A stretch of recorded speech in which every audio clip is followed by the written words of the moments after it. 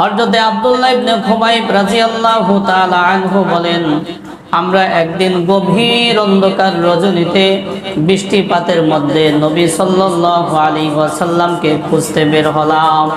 হুজুর সাল্লাল্লাহু আলাইহি ওয়াসাল্লামকে এক পর্যায়ে খুঁজতে খুঁজতে পেয়ে গেলাম।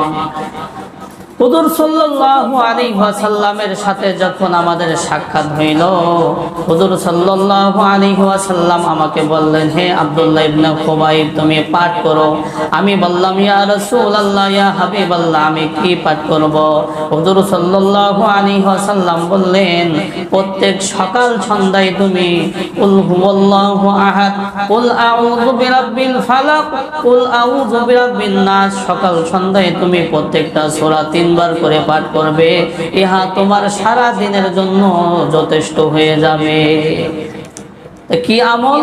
সকাল সন্ধ্যায় কি সূরা ইখলাস তিনবার, কুল হুয়াল্লাহ, সূরা ফালাক তিনবার, সূরা নাস তিনবার। এই তিনটা সূরা এমন যে আমরা সকলেই জানি, মাশাআল্লাহ সকলেই জানি, শুধু আমলের বাকি আছে। কি আছে? আমলের বাকি আছে। তো এই তিনটা সূরা এমন, যদি কোনো ব্যক্তি সকাল সন্ধ্যায় তিনবার করে প্রতিটি সূরা পাঠ করে, তাহলে এই সূরাটা, এই তিনটা সূরা তাকে সকল প্রকার বিপদ আপদ থেকে রক্ষা করবে।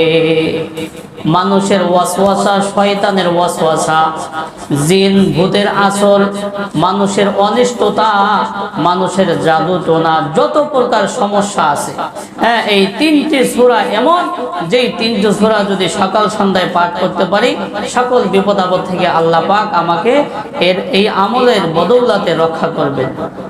হুজুর সাল্লাল্লাহু আলাইহি ওয়াসাল্লামকে জাদু করেছিল, ঠিক না? তখন এই আয়াতগুলো নাজিল হয়েছে, এক একটা আয়াত পাঠ করেছিলেন, তখন এক একটা গিট খুলে গিয়েছিল। সূরা ফালাক এবং নাসের মধ্যে, দুই সূরার মধ্যে 7টা আয়াত আছে। কয়টা আয়াত? 7টা আয়াত রয়েছে। হুজুর সাল্লাল্লাহু আলাইহি ওয়াসাল্লামকে জাদু করেছিল 7টা গিট দিয়ে।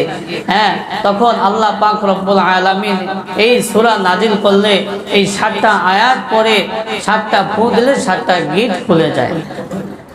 তো এই আমল আমরা করব, সকলেই আমরা এই আমল আজ থেকে করব। সন্ধ্যাবেলা যখন আমরা মাগরিবে নামাজ পড়ি, সূরা ইখলাস তিনবার, সূরা ফালাক তিনবার, সূরা নাস তিনবার পাঠ করব।